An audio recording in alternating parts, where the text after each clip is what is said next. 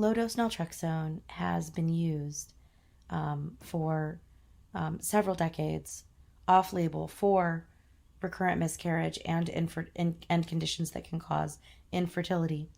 I want to highlight the work of LDN Research Trust member and advisor, Dr. Phil Boyle, and he is a NaPro Fertility Physician and family medicine physician out of Galway, Ireland. He and his predecessors have really been the catalyst for us using LDN for this patient population. So naltrexone was shown up to 100 milligrams as safe in pregnancy for use by women with opioid dependence. This was Dr. Hilgers out of Creighton University, Omaha, Nebraska, in the United States. Now, using high levels of naltrexone at 100 milligrams is very different for the immune system. That's full blockade of the opioid receptor. We do not want to do this in cases where we're working for reducing inflammation.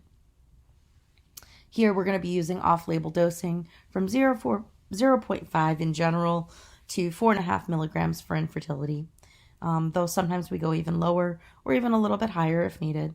LDN modulates the immune system by stimulating endogenous endorphin production, which we know is lower in cases of endometriosis. Dr. Boyle believes that these patients' infertility is caused by an endorphin deficiency. In 2006, it was found that miscarriages and premature delivery were more likely when they stopped LDN during pregnancy.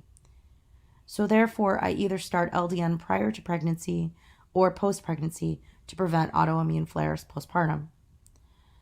I do not initiate or terminate LDN use during pregnancy. I repeat, please do not initiate or terminate LDN during pregnancy. The starting dose is 0.5 to 1.5 milligrams. You're going to titrate to a maximum dose of 4.5 milligram nightly. And again, you don't have to go to 4.5 milligram. If someone does not tolerate going up, some LDN is better than no LDN. In general, we think that we are getting maximum immune system modulation at about 4.5 milligrams. This off-label dosing uses principles of immune modulation as described by doctors Bernard Behari and Ian Zygon. You can use it in the daytime, in the morning, if it causes vivid dreams or insomnia. It is recommended to stop LDN at 37 weeks of pregnancy, but there's no harm in continuing until delivery. We do this in the case of surgery or other medical interventions that may be needed.